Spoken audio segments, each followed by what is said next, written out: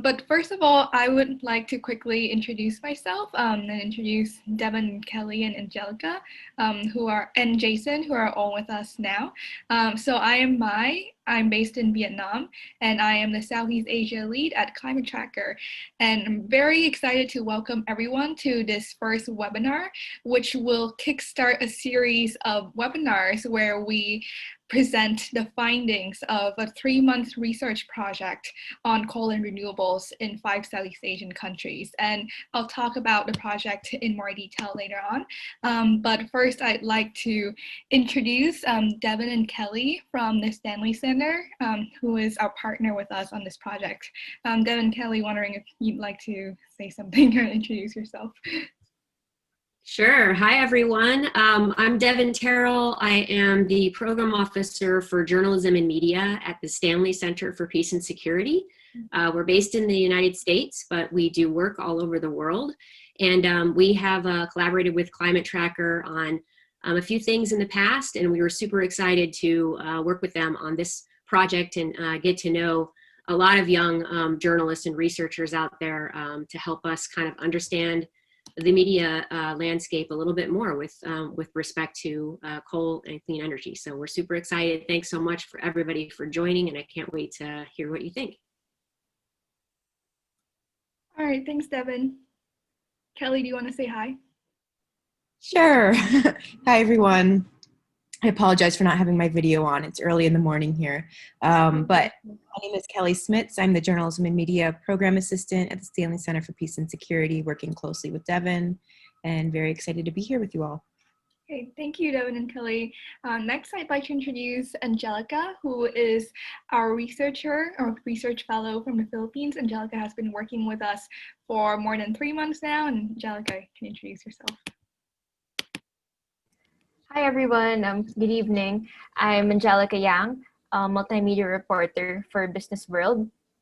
I worked for 3 months with Climate Tracker and the Stanley Center for Peace and Security for this research project. And in the past, I used to be a freelance journalist, contributing science and environment stories to various online media outlets. Some of them are actually included in the analysis.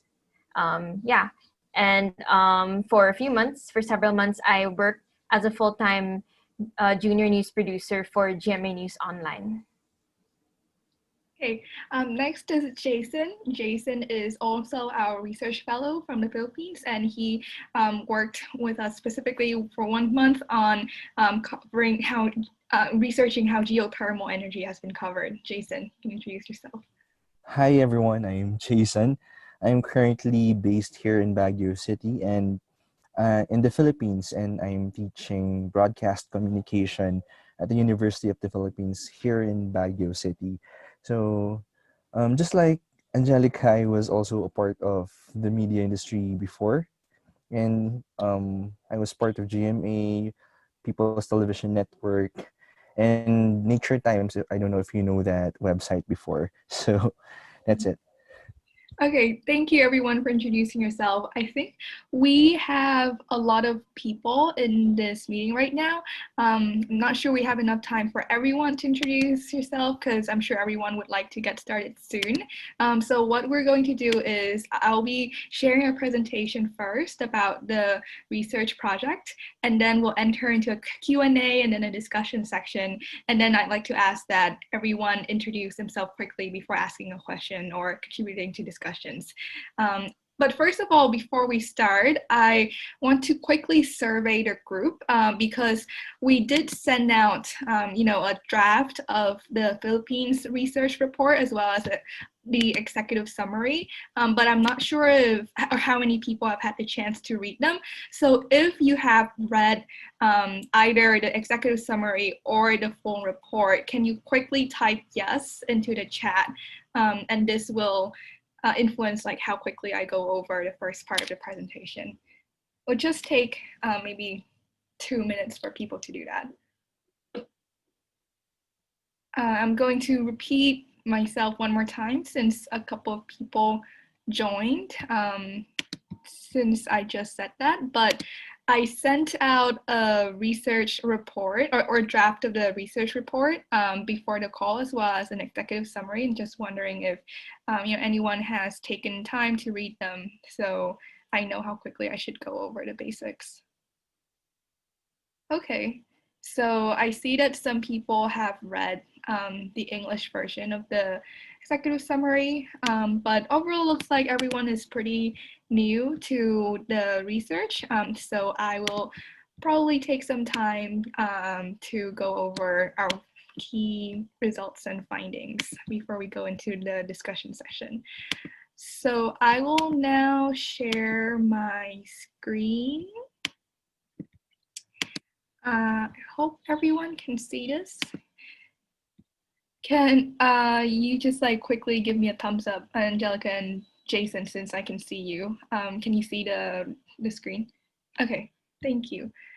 All right, so again, welcome everyone to this webinar where we're going to present our finding from our Southeast Asia Research Fellowship, which is a 5-country collaborative analysis on how the energy future is being told and what we can do to transform the narrative.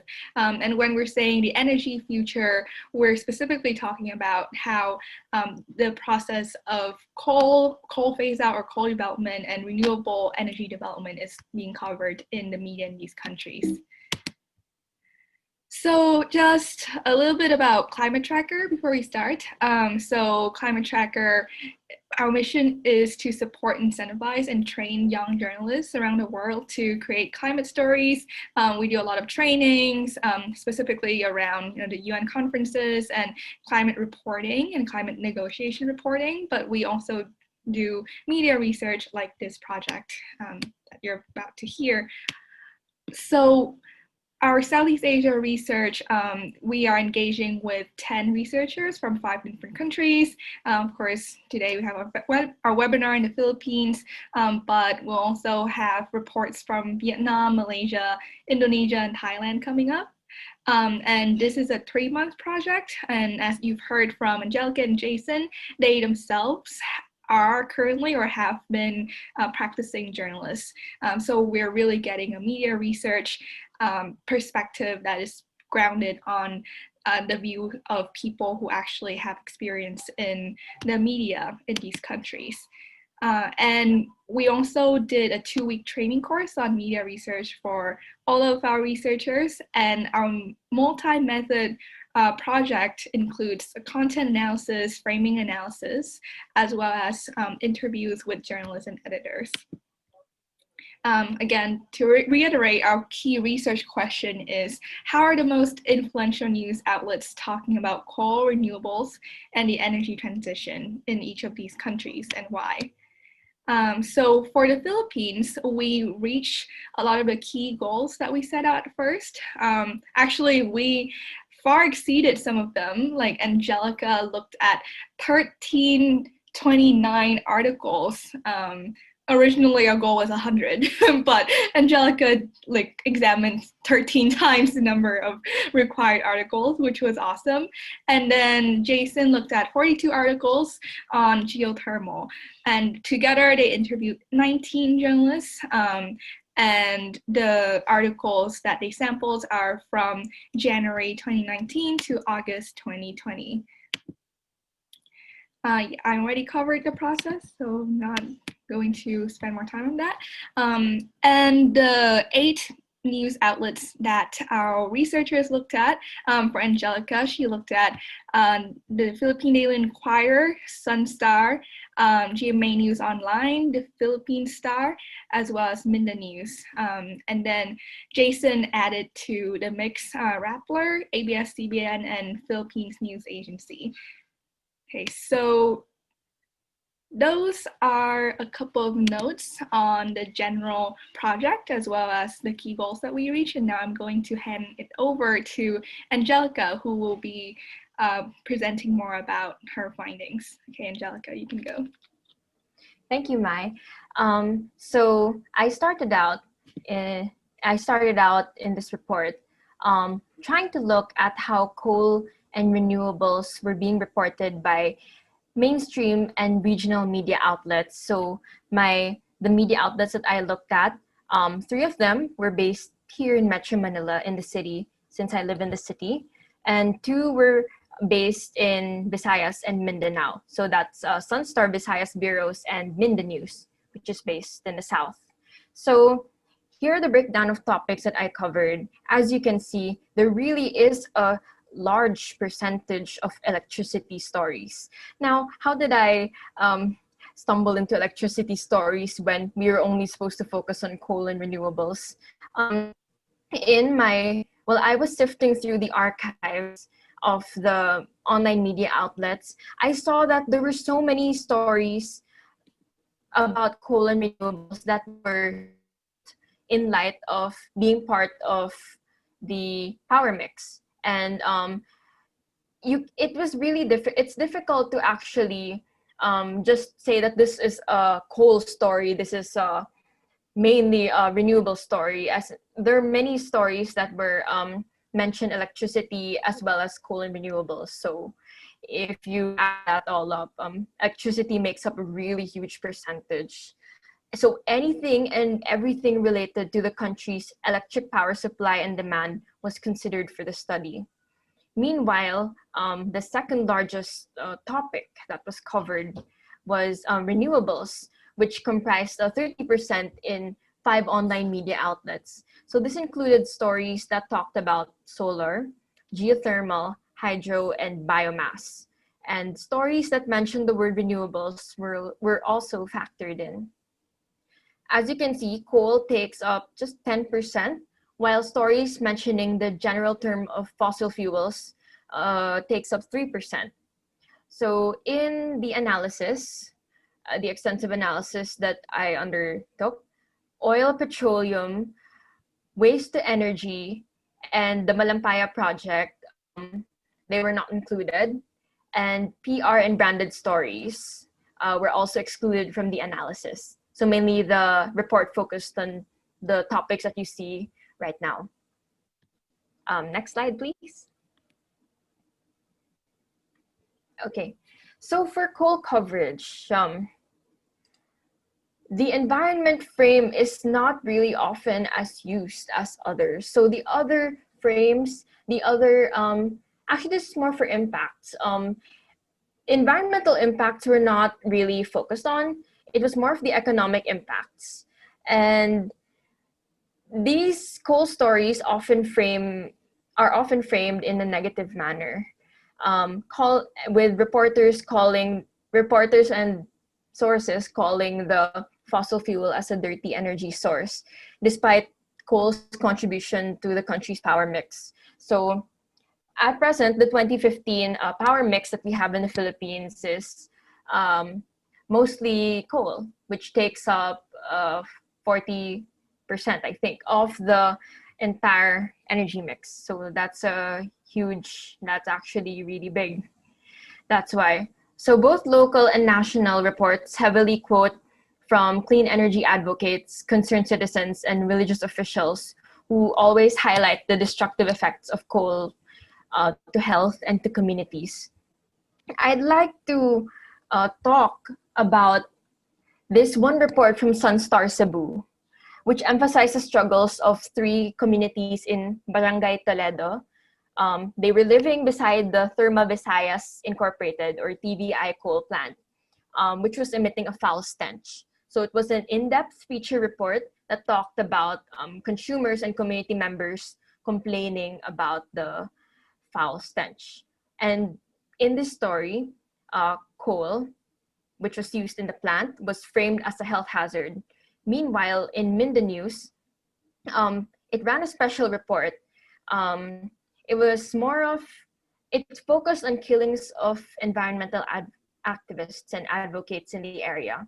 One of them was activist and tribal leader Datu Victor Danyan, who was shot dead after he opposed a proposed coal mining project in his area. So in this story, coal was represented as a contested energy source with powerful backers, and opposition to it can lead to dire repercussions for indigenous peoples. So moving on to mainstream media outlets like GMA News Online, Philstar.com, and Inquirer.net, For GMA News Online, coal plants are covered in light of being affected by power outages. Whenever power reserves are low, coal plants are not spared. There were actually 13 out of 27 articles that highlighted this in GMA News Online. Meanwhile, there was a Philstar.com report that explicitly identified coal as a barrier to achieving national energy security. So in the report, you'll find a link to that report. It's quite interesting. It uses an economic framing and it blames coal for making the Philippines dependent on other countries for its energy supply, as the nation imports 75% of its coal supply. It's interesting because it's only that report in Philstar that tackled coal in that light. Next slide, please. Yeah, actually, before we continue, just okay. One small clarification. So Angelica said before that the environmental impact frame is not discussed very often in energy stories in general, but I think a lot of the stories that do employ an environment frame are coal stories, like how she talks about, all of the examples of these stories that frame coal as a dirty energy and highlight the environmental and social impacts, right? Okay, yeah. Next slide. Okay, so for renewable energy coverage, although solar currently makes a small percentage of our power mix, like only 0.2%, which is really, really small compared to coal and fossil fuels, solar gets a lot of attention, the most attention actually, in media outlets. So solar is framed as a fast-growing market in many energy reports published by the 5 media outlets. And it is from the mainstream media outlets that focus on these focus on companies that invest in these solar projects. Yes. So actually, solar is the one RE type that takes up 50% of all the renewable energy articles published. So there's really a lot of attention there. The 5 dominant frames which emerged when I examined solar energy stories they are ranked as being good for investments, good for consumers to save money because of the net metering and the fit all, as baseload power. Interestingly, there were a few solar stories that framed it as bad for investments because in the latter part of 2019, there was an issue on the solar company of Leandro Leviste, Yeah. and many politicians and senators were against it, not because of the fact that coal is still king for them, but because it went against the Constitution. So yeah, it was framed as in a negative light because of reports that featured what the senators said. So it's very interesting to note. And it's also in the report. And lastly, solar was also featured as conducive to economic growth. So as I said a while ago, Metro Manila-based newspapers mostly frame renewables as a source for profit. They often feature local and foreign companies seeking to invest in renewables, particularly solar. Meanwhile, in regional newspapers in Mindanao and Visayas, emphasize local communities' perspectives in solar. I'd like to highlight this one report by Mindanews. You can also read it. You can find a link in the report as well. It was an investigative report, actually, an in-depth investigative report that talked about the government's solar-powered irrigation systems, SPIS. It's funded and turned over to them by the DAR, Department of Agriculture. But that report focused on, despite the high expectations that the government set, that project actually failed local farmers and prevented growth because farmers were not trained how to use it. And at the time they needed it the most in dry season, they weren't able to use it because it wasn't properly set up. So that was what the article was about, and it did feature solar in a negative light. So lastly, the environment frame, when utilized, receives secondary attention because the economic angle is always focused on like it's good for investments and everything. Yeah, so that's about it. Okay, so now I am going to invite Jason to speak about the key findings of his research. It's really interesting because in the Philippines, we see it's unique in these Southeast Asian countries in having a lot of geothermal potential. And actually right now, out of all of the different renewable energy types, geothermal still takes up the largest share of the national energy output. However, you'll hear Jason talk about how it's actually not covered as much as solar, like the findings from Angelica's research. Hey, Jason, you can go.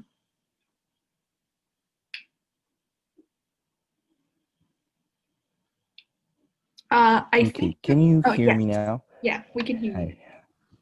Yes. Okay, so my report is actually a bit shorter, a lot shorter than Angelica because my sample is just 42 articles because this is just a 1 month research. So my focus is geothermal energy reportage in the Philippine online news media. So as Mai has said a while ago, Philippines has a very big potential when it comes to geothermal energy, but the reportage is very small in terms of number. So for my research, for this specific research, a total of 42 articles on the events, development, activities, and other information related to geothermal energy promotion, usage, production, and geothermal energy companies from January 2019 to August 2020 were curated by me from the news websites of GMA News, ABS-CBN News Online, Rappler, Inquirer.net, and the state-owned Newswire service of the Philippine News Agency. So I aim to at least have a comparative approach here in my research. I wanted to compare how the commercial news websites reported on geothermal energy compared to the state-owned Philippine News Agency. And also, as Maya have said a while ago, reporters and editors have been interviewed to explore the motivations, constraints, processes, and other details on this activity of online news websites. So to address the question of Ms. Karunungan a while ago in the chat box, we also looked into the ownership if it affected the reportage. So when it comes to frequency, geothermal energy is really small. From April from January 2019 to August 2020, um, this research the news companies only published an average of 6.4 articles um, in the span of 2 years. So one reason for this low frequency of coverage of geothermal news is the absence of an energy and a general environment beat in commercial news outlets. So for a reporter in ABS-CBN, she's Christine Sabilio, who is among the most prolific producers of news on energy and the environment in ABS-CBN. There's really not a beat really dedicated to energy. Unlike, for example, Inquirer.net, they have an energy and coal, not a beat section, but it's mostly about business. So most reporters that write about the environment are from the business section as well. So another reason or constraint to energy reportage, specifically geothermal energy, cited by one of the reporters in a commercial news outfit, is the unresponsiveness and limited cooperation of agencies related to the environment and climate crisis. So for this reporter, he or she found the news agencies to be uncooperative and not that active when it comes to responding to their queries about geothermal energy. They're having a hard time getting their feedback or their side about the issues related to geothermal energy. But the state-owned Philippine News Agency has more articles that talk about geothermal simply because the reporters who are mostly from the regions have a direct access to the plants, geothermal energy plants, specifically in Visayas. So they have a stake there, so they are really focused on reporting about geothermal energy. But they're mostly about the projects of a geothermal plant in Negros and so on. And the third reason for, and the reason for the Philippine News Agency as well to in reporting more geothermal energies because of development journalism, as said here in the PowerPoint presentation. PNA differs from other news outlets in emphasizing development journalism, which one correspondent describes as articles that would help promote the programs of the government. Actually, this is quite an outdated definition of development journalism, but Philippine News Agency still uses this as part of their mandate to report on the environment because first and foremost they are state owned. So they have a direct access to all the news items from the government, and of course most of the side that they're reporting on are from the government as well. So the framing mostly are, especially in the commercial news websites, are economic in character because they are placed in the business section, in the money section, and even in inquirer.net, they placed some of them in the energy, oil, electricity, coal section, but it's about investments. So geothermal energy is mostly seen and reported as business investments and not as effective or possible alternative to coal in the Philippines. And so there are lack of voices from host communities and consumers, mostly representatives from the companies themselves and the government are cited as primary sources and secondary and tertiary sources as well. So there's also a need to explain terminologies to a general audience for news reporters that have read from other news organizations. They said that the news that they're writing are not laymanized or they are not explained for the general audience. So all the energy generation capacities goals expressed in units such as kilowatt hours, megawatts, and other terminologies were not explained in terms of their relevance to a community's or even the nation's power and economic needs. So I think there's a need for that. And another finding that I found is that there's a lack of institution-initiated trainings. Since it's not a priority, most of the news organizations do not train their reporters on environmental reportage, including reporting on um, reporting on geothermal energy.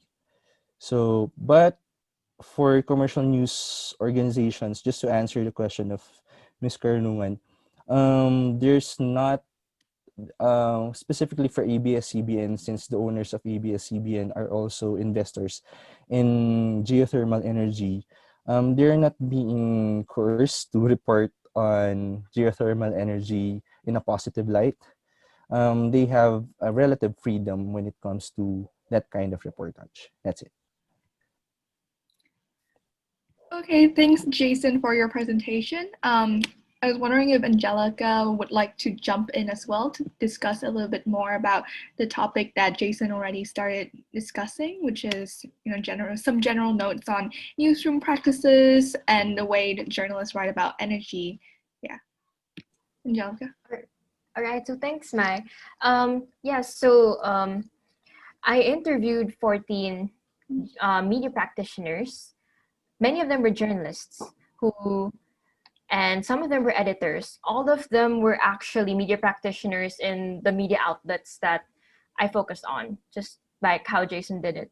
So what's really interesting is that when I talked to some journalists and editors, they asked me about my preliminary results during that time, and when I told them about it, I found they answered, and then well, I found out something really interesting about how they viewed coal and renewables.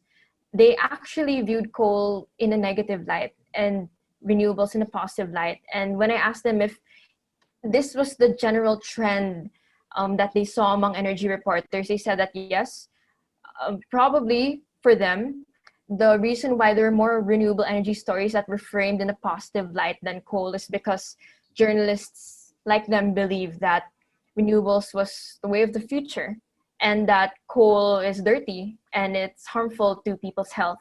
So that's why in here it says that their personal viewpoints could actually influence the choice of an energy frame based on the quantitative results and based on what those media practitioners said.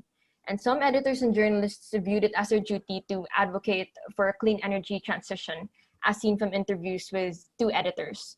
One was a semi-retired editor from the Philippine Star print version. His name is Juanillo Arceliana. And the second one came from Vic Solerano, a former editor for the money section of GMA News Online. So they both saw renewable in that light. So the journalists also said that they wanted to write stories, that they aimed to write stories on that actually featured a sufficient context and background. So for them, giving backgrounders at the end of the story, in the last few paragraphs of the story, was very important, especially if they were reporting about an issue that hasn't been really talked about before, but it just resurfaced right now. So they're giving backgrounders and a bit of history about them. So there's that. And they also focused on explaining difficult energy concepts clearly. Although in the report there were some stories that were really confusing and full of jargon, but according to the media practitioners, they always aim to explain those concepts clearly. So be it the fit-all net metering, what else? The yellow and red alerts that the NGCP issues. They all, many of the stories and many journalists actually saw it as part of their job to explain it to people so that people and laymen could understand it better. So that was what I discovered and found out while I was doing the interviews for the analysis. Okay, thanks, Angelica, and thank you, Jason, again. I think now we're going to move into the question and answer session. And we already have two questions, actually, from Renee. Thank you, Renee, for posting the questions, and I'm just going to quickly summarize them for everyone else.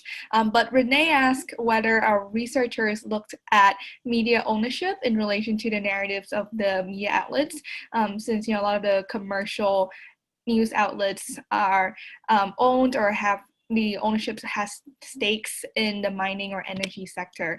And then Renee's follow-up question is about whether the researchers found that some of the environmental stories, such as those by Rappler, could have been funded by some organizations like USAID. Okay, yeah, Jason and Angelica, do you want to answer the question?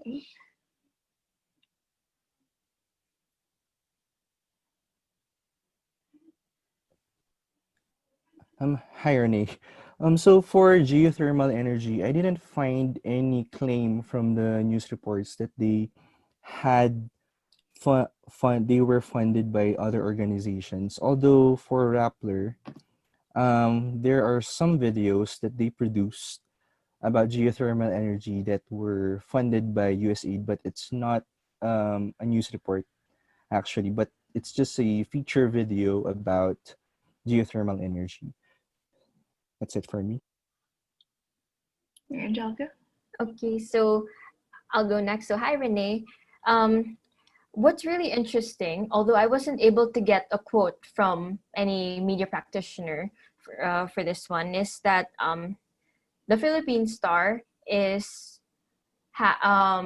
owned, well, most of the Philippine Star is owned by Hastings Holdings, and Hastings Holdings is owned by MVP, Manuel V. Pangilinan, who has stakes in mining and Meralco and energy. Meralco is the biggest electric power supplier in the metro.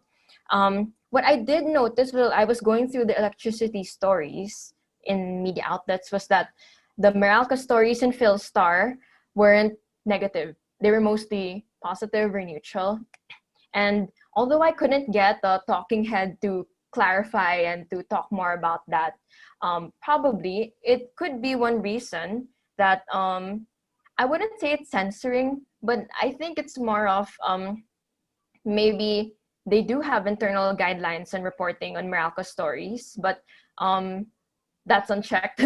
We still have to fact check that one, but it's interesting you'd ask that because that's what I saw while I was looking through the energy stories of philstar.com. Yeah, to add on to that a little bit, Renee, for our official report, like it matters a lot to us that we're able to concretely cite all of the claims that we make, especially, you know, if we were to make a claim like ownership influences reporting from these outlets. So like Angelica already said before, it was really hard to get media practitioners to corroborate, you know, our suspicions about the ownership's influence. And so because we couldn't get specific quotes, we didn't include any claims that said, for example, because Philstar is owned by someone, they report on things a certain way. But actually one of our main takeaway was in general about how commercial news outlets and particularly the big commercial news outlets that are based in Metro Manila tend to cover renewables and coal from a more economic frame, and they don't have an environmental section for all of them. Only Rappler and PNA and Minda News have an environmental section, and those are not the ones that are commercially owned by big corporations. So we were able to make that distinction. Yeah. Do we have any other questions at the moment? Can I add something, like just a few comments? Yes. But first I'd like, hi, yeah, so I'm Renee, and I'd like to congratulate Angelica and Jason. I thought it was a very good research. I thought the methodology and the coding was very good. But yeah, I just thought just a comment on the media ownership and obviously foundation funded journalism, because I think that's quite big now. You know, a lot of foundations also fund journalists to cover development issues, and that has an impact on the overall landscape of, you know, media and journalism in different countries. And I think with your report, the connection between media ownership is very important, especially, for example, you said about the Philippine Star, and I believe also the Inquirer, some owners have stake in mining. And although, as you said, it's not like censorship, it can be something that holds back a journalist from actually reporting something negative on the companies, or, you know, these things that they have a stake in. So that's just a little bit of comment, but I thought the research was very good, and congratulations on producing this bit of work. Okay, thank you, Renee. So we have more comments in the chat box from Leah and Professor AC. I'm actually going to invite both of you to just talk about your comments because we are now in the Q&A section, so there's no need to use the chat box, or maybe just use it to say that you want to speak. But yeah, Leah, do you want to introduce yourself quickly and ask your question to the group?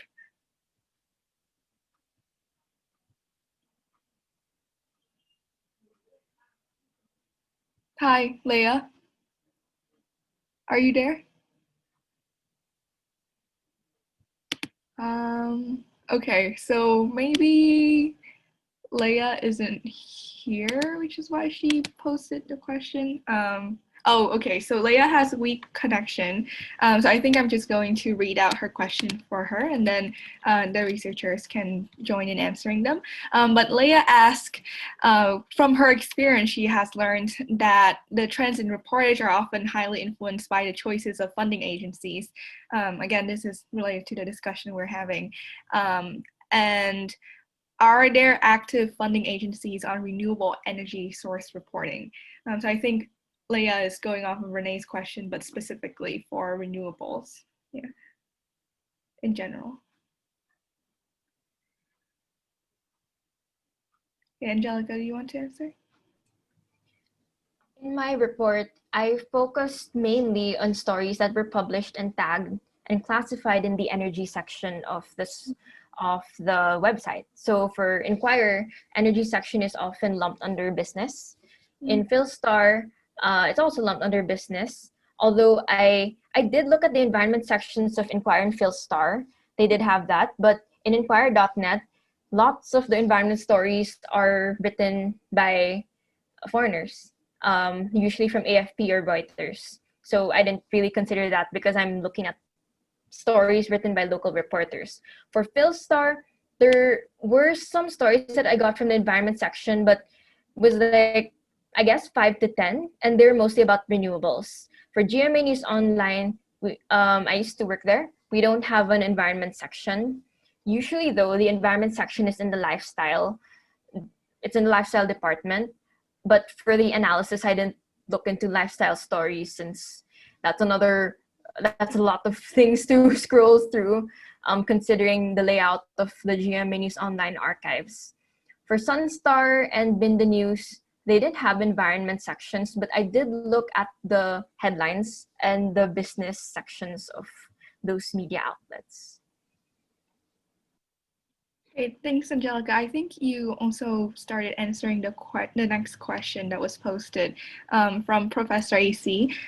So I'd actually like to invite Professor AC, if you have a good connection, I'd love for you to introduce yourself and ask the question to the group as well.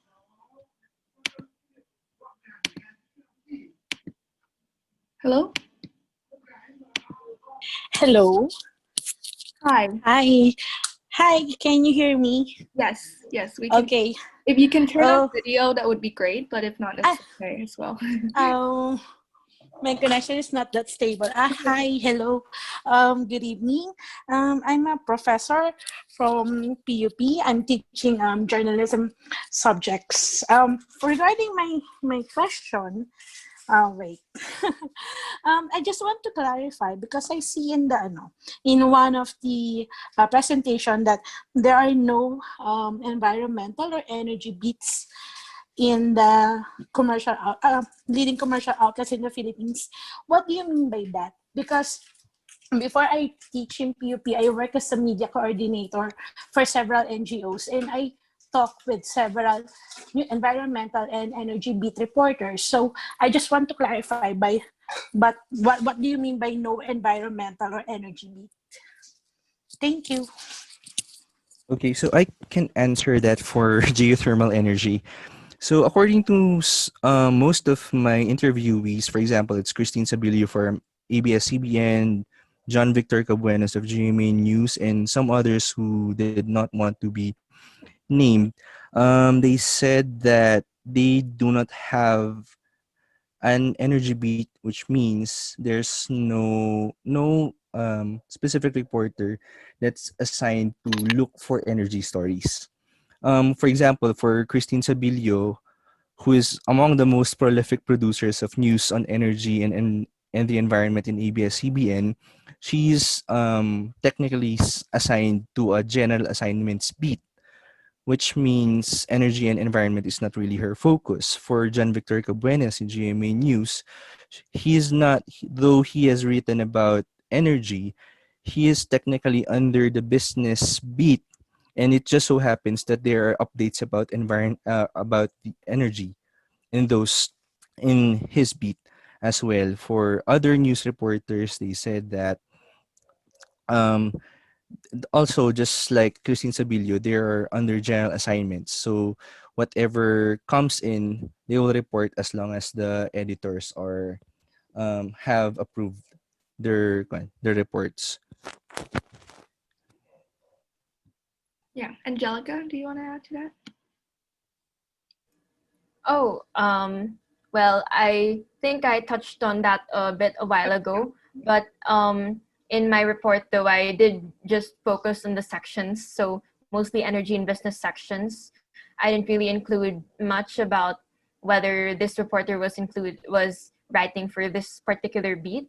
There were actually some journalists I interviewed who were just assigned to, who were assigned to the general news sometimes, and that means they don't have a specific beat, but they still get to write energy and electricity stories. So look into their perspectives. Okay, I think Dennis wants to respond to what Jason said before. Dennis, you can go and please introduce yourself first.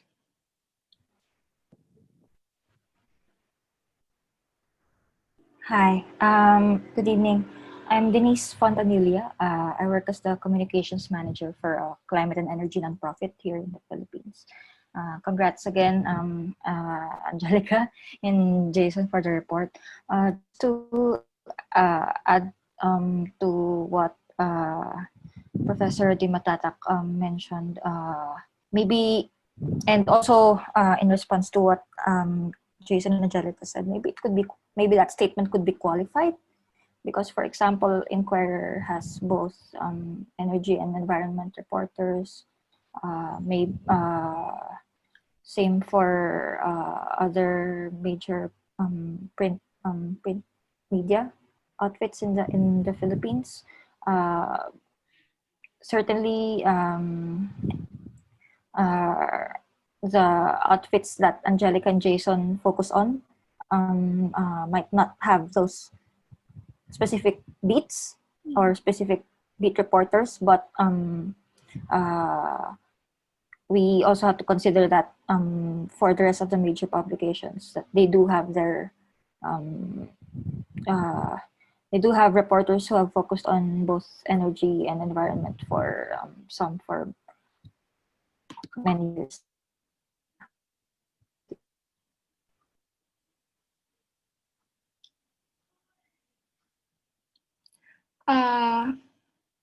Thanks, Denise. I don't know if Denise was able to finish her comment because I think her connection is a little bit weak. But yeah, to conclude this discussion a little bit, I think when we say that we did not find, reporters who are assigned to these beats for the media outlets that we looked at, we specifically mean more that there aren't reporters that are exclusively assigned to energy and environment. Of course, there are people whose passion is to write about these topics, and because also energy is a topic that requires a lot of technical knowledge, a lot of people end up writing a lot of the articles, and we see their name coming up often in these reports.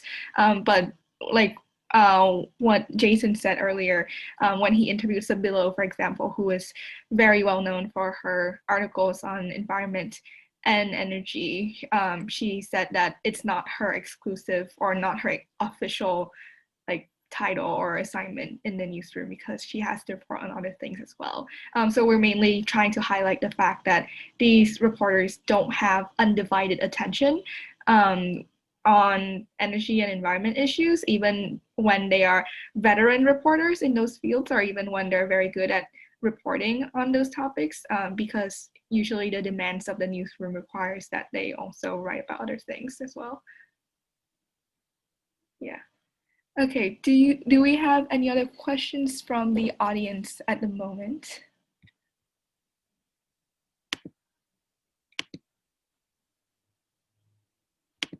Okay, if you have a question, feel free to type your name in the chat or just unmute yourself and state your question. But if we don't have any questions at the moment, I'd like to move on to a more discussion section, which is discussion about a media action plan. So actually, I'm gonna continue the presentation for this one slide, and then I'll move on to another document. But to reiterate our long-term focus for this project, Climate Tracker, when we did this research, our aim is not only to produce a series of reports, but also we are going to publish a recommendation section at the end of this webinar consultation period for all of the countries. And these recommendations might actually inform our regional programming proposals and engagement with local partners for the next 12 to 18 months. So we really want these webinars to be a sort of collaboration space for everyone who might be interested in these topics, in order to suggest potential action plans or action points based on the findings and the issues that came up in the research. So I know that quite a lot of people on the call actually did not have a chance to extensively read the report before joining the call, but I still want to try to have some sort of a brainstorming session and see how it goes. So you will find in the email that I sent to everyone before the call, you have access to this document, which is actually designed to use for asynchronous input, but since I think it's good to have all of the inputs in one place, I want to pull this up now as well.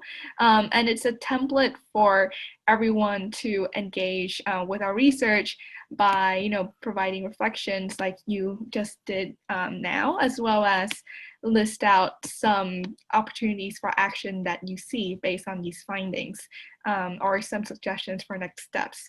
So I am going to send a link to this in the chat box in case anyone isn't sure where to find this document. But yeah, I think before we move on to opportunities for action, I want us to have a bit more chance to reflect on the report. So the audience had a chance to ask questions, and now I want to ask some questions to the audience in response. So I'd like to hear, some initial reactions from everyone, as well as whether any of the research key findings surprise you, or whether any findings stand out as something you would like to act upon as an individual maybe, or as an organization to amplify or change these media trends and media narratives in the future. Yeah, wondering if anyone has a response to that.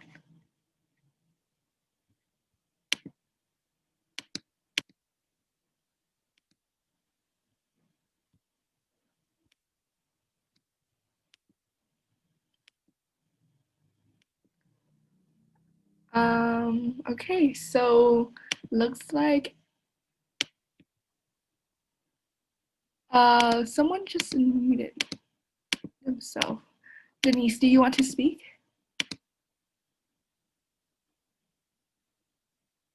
Okay, this is a pretty simple question. We're looking for pretty straightforward answers. Like, did any of the research key findings stand out to you as something you'd like to engage with further?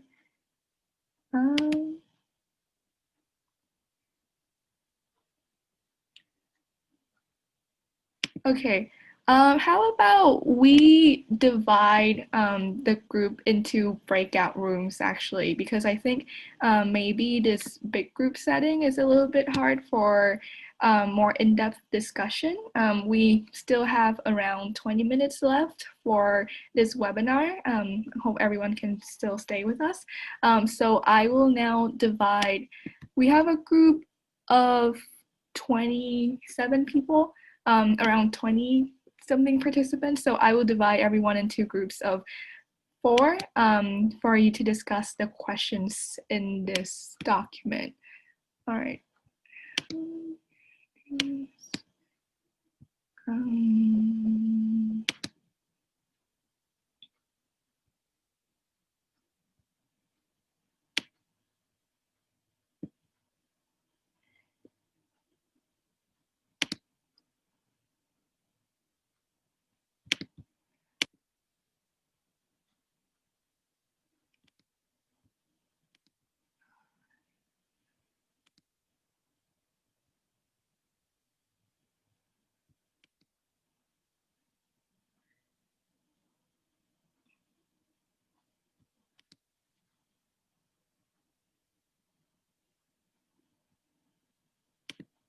Wait, I'm having some trouble with the breakout room.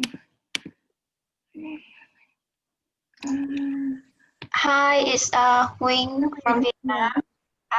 Yeah, while am I sorting out the technical issue, I might have a question for Angelica. So a big chunk of the articles that you selected for analysis were about electricity. I would love to hear more about these electricity focused stories, because I read your national report, and so there was not a lot saying about these stories. Maybe I didn't read it very carefully, but I wonder, like, can you give us some more insights what you learned from these stories?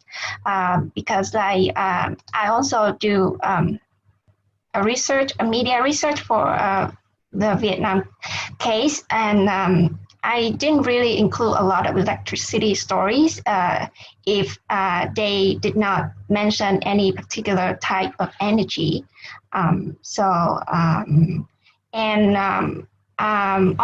from my analysis in Vietnamese media outlets, whenever people talk about electricity, they usually they talk about like cheap or expensive electricity prices, and there were a lot of like arguments between whether or not to phase out coal in Vietnam, because it's still the cheapest form of energy for the poor people. Actually, that's the argument that we're using. So yeah, maybe you could share some more insights about electricity stories. Thank you. Okay, so thank you for that question, Mian. Yes, well, there were so many electricity stories that were included in the coverage, in the trove of stories that I got. So mainly these electricity stories focused on the power outages. I guess in the Philippines, and I think all of my Filipino friends here would agree with me, electricity outages are commonplace here. They're very common, and they usually happen, most of them happen more frequently during dry season. And that's why maybe we can kind of say that talking about electricity and the power bills is kind of like talking about weather. It's commonplace as that. So that's the situation in the Philippines. Many of the electricity stories were mostly hard news articles that focused on the rise in power bills, outage updates from the NGCP, the National Grid Corporation of the Philippines. And yes, so mainly that's what the stories were about. And some of them incorporated the discussion in coal, on how many of these plants that supply power to our grid, our national grid, are coal plants. But those are just stories. Mostly the electricity stories always focused on the price, the supply and demand, and consumer complaints from angry customers who paid their electric bills, but they weren't getting the electricity, the power that they needed at that time. So I hope I was able to answer your question. Yes, thank you. Thank you. Okay, thanks, Nguyen. We actually have one more question in the chat box as well from Neil Kamal. Neil, do you mind also introducing yourself and stating your question to the group?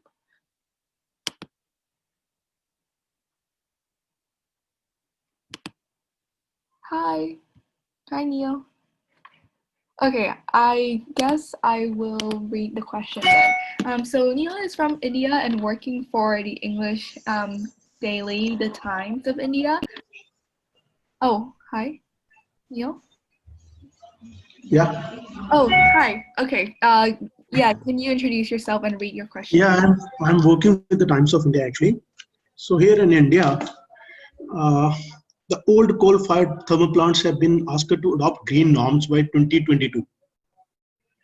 Or many of the plants which not adhere to these norms may be asked to close down, as the idea behind this is to save the environment from getting more polluted.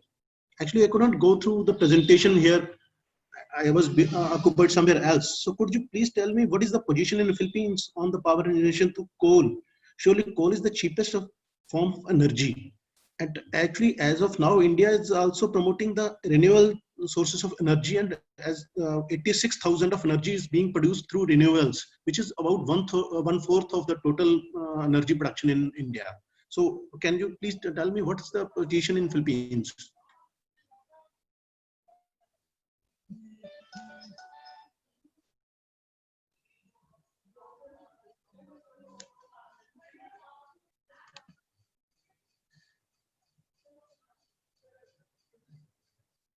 Yeah, Angelica or Jason, do you want to answer that question?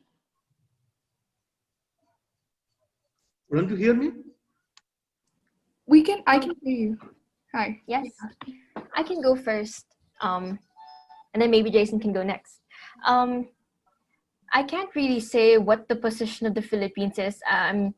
Admittedly, sir, I'm not an expert on this topic, but based on the reports that I've read, media reports that I've read, the government still prioritizes coal plants. In the last year, in 2019, our President Rodrigo Duterte inaugurated, I think, 3 coal plants in different parts of the Philippines.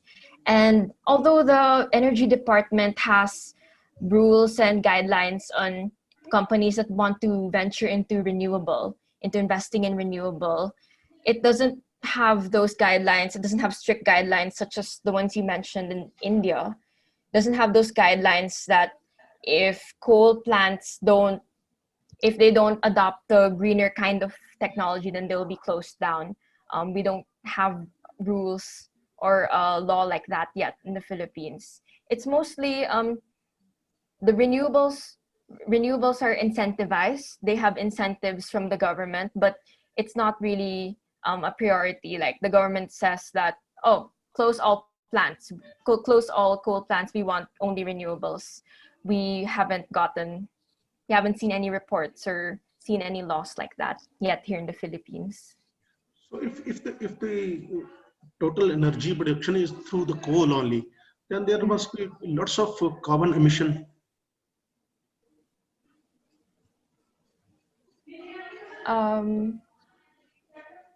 Which is polluting the entire spectrum of this global decision. All the countries, they are phasing out these coal-based plants. They are more stressing on the other sources of energy production. So if there is only one area of coal where coal is being used, then the emissions must be much more higher. Well, you're right about that. If countries only focus on coal, or majority of coal, then emissions would definitely be higher. In the Philippines, the Energy Department has an energy plan that they hope to adopt by 2030 in many years. And in that plan, they plan to really focus on renewables. But with the current efforts and initiatives of the government, it doesn't look like it's going to be, it doesn't look like it's going to be fulfilled soon, but I guess you just have to stay optimistic. It's usually the private companies that focus and venture into renewables here in the Philippines, not really government-based plants. So the quality of air, purity of air must be very impure then. Then the people who are living besides the thermal coal plants, they must be having very horrendous type of lives. I'm not sure about that. We still have to look at the scientific data on air quality here in the country, but there was recent data about the air quality here in Metro Manila that during the lockdown, there were no cars. We had the longest lockdown in the entire world. So there were no cars, people didn't want to go out. Air quality has improved, but that doesn't really say much about when you compare it with the data before. I don't have data pre-COVID on air quality, so not sure. I don't think I can give a definite statement about that. Yeah, Neil, our research was focused more on the media coverage of coal and energy issues. Like, our researchers aren't scientific researchers. So if you want to have more data on, Philippines policy or the scientific impacts of coal power plants and things like that, we have to refer you to other sources because our researchers aren't experts on those. Okay, so apologies everyone, but I seem to be having some difficulty with the breakout room, so we're just going to proceed with the discussions without the breakout room. But sorry. Yeah, thanks, Neil.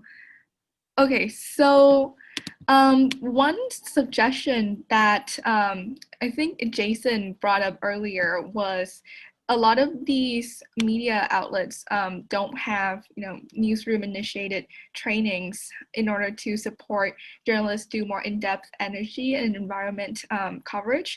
I was wondering if, I'm not sure what perspectives we have in this online room, but I was wondering if you guys think it would be feasible as well as an effective potential action plan for the future, or how can we support media news desks and media outlets to have more self-initiated trainings on these topics, or encourage journalists to get more training in order to better their energy reporting.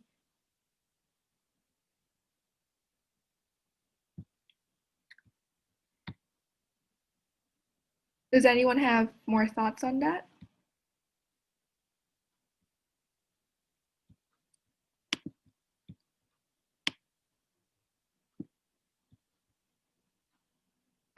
If not, Jason, can you elaborate a little bit on what you found in terms of, when you ask people about the newsroom trainings or lack thereof, and whether you were able to get any perspectives on how those might be helpful or not? Hi, Jason. Are you still there? I think Jason is also experiencing some internet difficulties. So I'm gonna turn it over to Angelica to see if she has any responses to that question.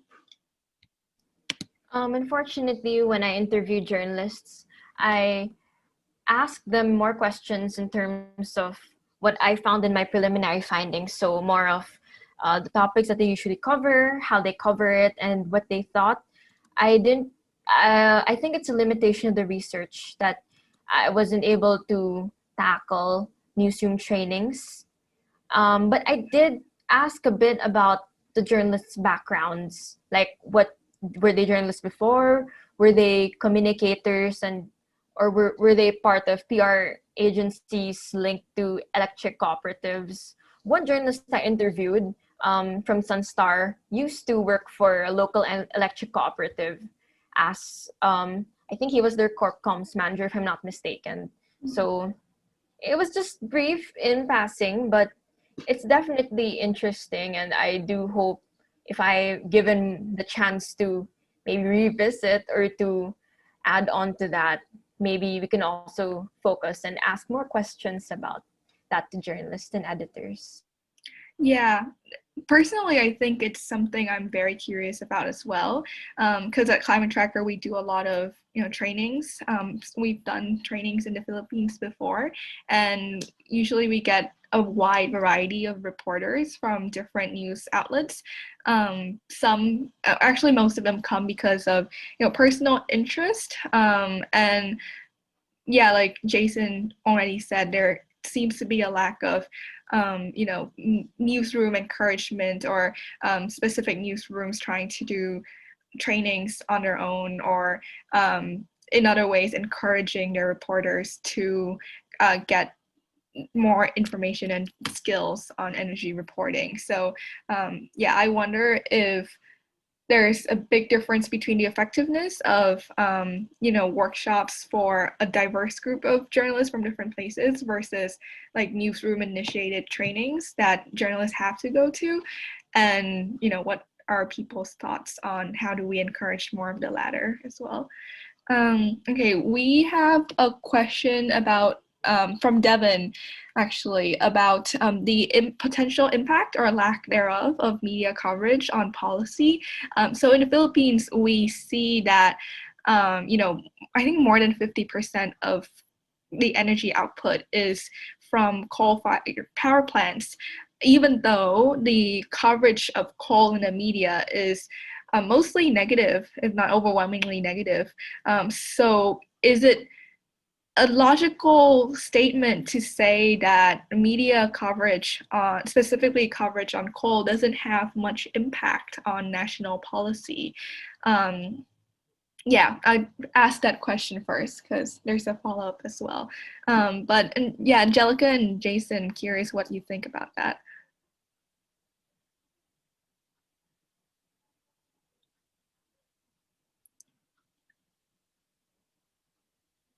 Angelica, do you need me to restate the question? Oh, I'm just pulling up a transcript of interview that I had with GMA News online editor, Sir Louis Gorgonio. He did say something to that effect. I'm just looking for it here. Oh, hold on. I did find it. Yes, okay. It's interesting. He was the only editor who said this.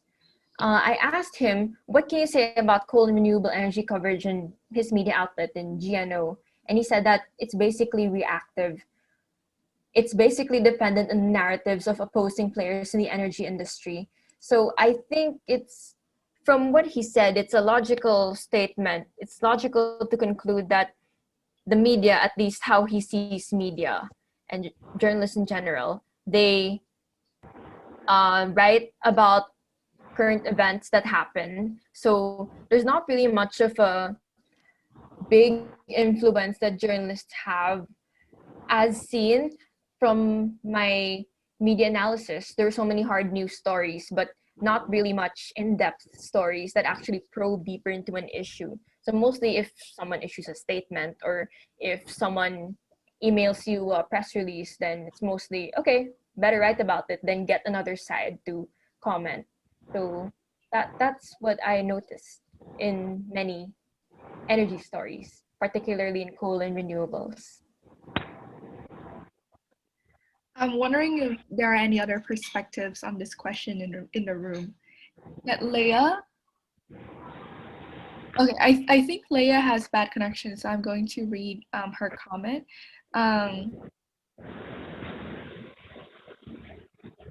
Oh, I think this is more in response to my other questions. So I'll read that a little bit later.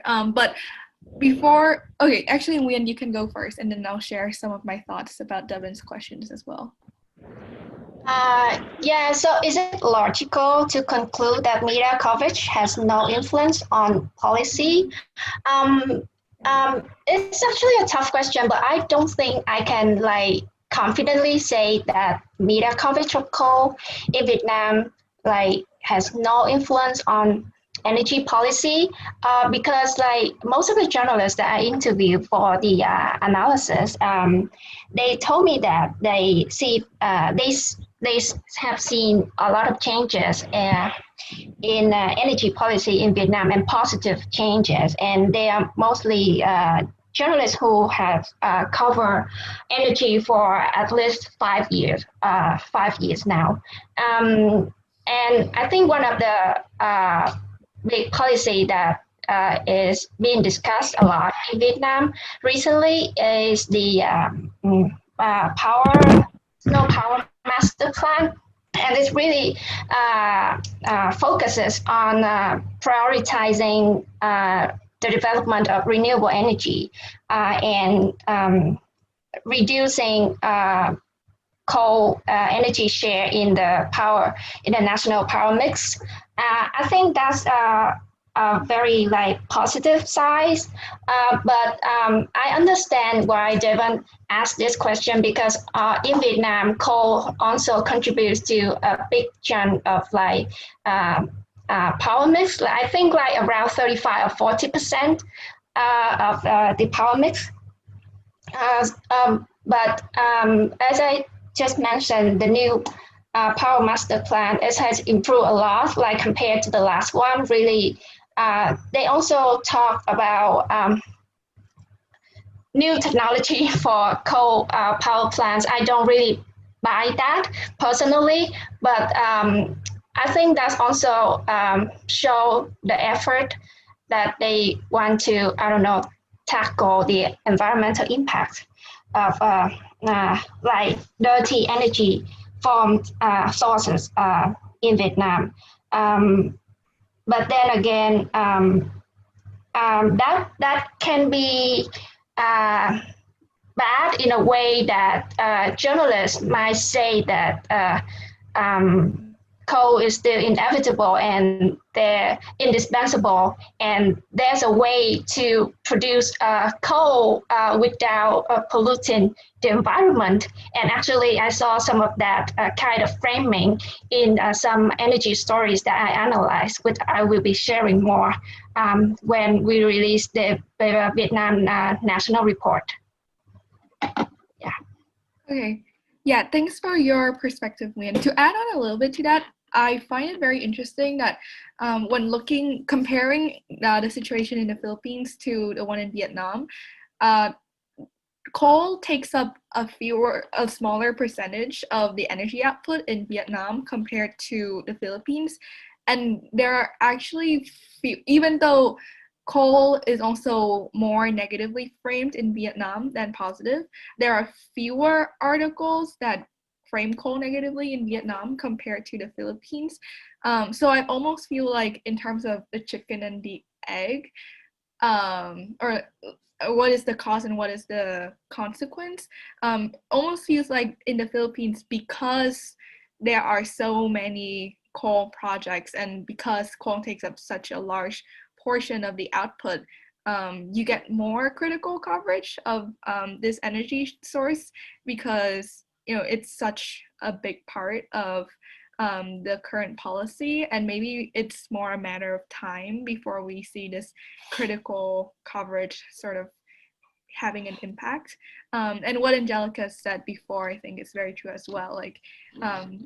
We need more coverage that is in depth, rather than just reiterating. Even if they're going into an environmental impact perspective, they need to do more than just reiterating the opinion of one NGO source or one environmental activist. Okay. Yeah, if I might add a little more on that, I think it's also linked to the point that Leah just made in the chat box. We should also look at where they write the stories and who they cite in their stories as well. Because in the 6 media outlets that I chose for my analysis, they're based in big cities, and the journalists, they usually go to press conferences or workshops on energy forum, for example, to file the stories. And usually who they meet there, they usually meet energy officials, the authorities, or energy companies representatives, or NGO. And so I think the way that journalists write press conference stories, they just write out what's being said there, who said what, things like that, and they don't really go deep into discovering unfolding the issues. So yeah, I agree. There should be more training on how writing stories more deeply, and not just about who said what. Yeah, and it seems like Leia's comment has to do with, it's not just trainings and skills are missing, it's the funding to go back to what we were discussing before. It's the funding that's needed to help journalists have access to the sites of these energy projects, because usually that's where you can get the most materials for more in-depth articles and analysis.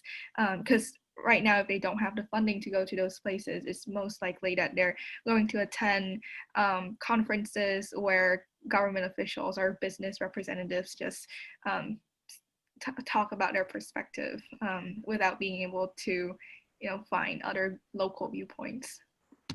Yeah, but like if I may, in terms of funding, there are some issues because I can only speak from my experience. But I used to work in a state-owned newsroom and also a more commercial newsroom.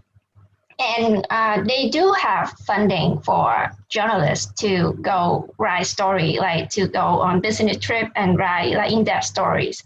Of course, they're limited, but also you have to have a good pitch to persuade your editors that this story is important and why you should write about it, to persuade them to give you the funding, right?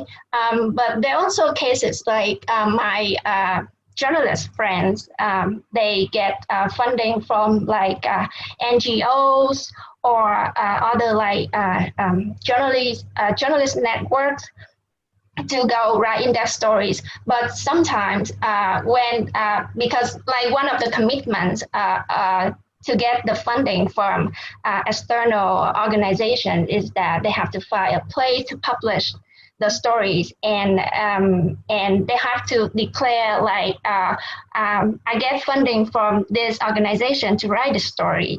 But then when my friend who just got funding to write that story, she had a lot of difficulties like persuading other newsrooms to really publish her stories, because they don't want they want to own the story, and they don't want to like put the name of another organization on the website. So there are some issues like that we should take into consideration as well. Yeah, interesting perspective, Lynn. I wonder if, like, for Rappler, Jason, or Renee, when you talk about like the USAID funding for those renewable energy and environment reporting pieces, whether Rappler like actually states that it's funded by USAID, or if it's something that because of insider information. But anyway, Leah has also another comment that she wanted to make, which is about the out of sight, out of mind mentality that can affect coverage of energy and renewables. In short, non-stories cannot affect policy. And I think by this she means that, when, for example, last time Philippine media talked a lot about energy was when Congress wanted to reopen the Baton nuclear power plant. So it seems like she's saying if you have a controversial policy, then media can sway public opinion or where the policy ends up in a certain direction over the other. But when there isn't any controversy or any issue that is on people's mind, then it's harder for media to have an impact. Okay, so we are now approaching the 8:30 mark.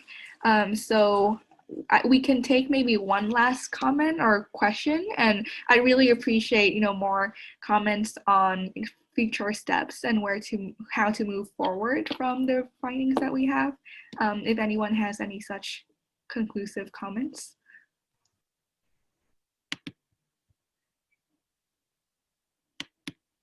Okay, if not, then I am going to end by reiterating that we have an online space for everyone to put in their comments and more ideas asynchronously after this meeting. I understand that people probably need more time to look over our actual report and think more about the discussion that we're having before coming up with ideas, and that's totally okay. But thank you so much, everyone, for joining the webinar today. I am going to transcribe a lot of the questions and the comments that we have here and add them to the document as well. And I really hope that you continue to engage with us throughout our consultation process and towards the developing of the regional action plan, which will be published around the middle of December. So look forward for that. Okay. For those based in Asia, I hope you have a great rest of your night. And Devin and Kelly and Evelyn and Kate, thank you for joining us. And yeah, hope you have a good start of your working day. Thanks, everyone. Bye. Thank you. Thank you.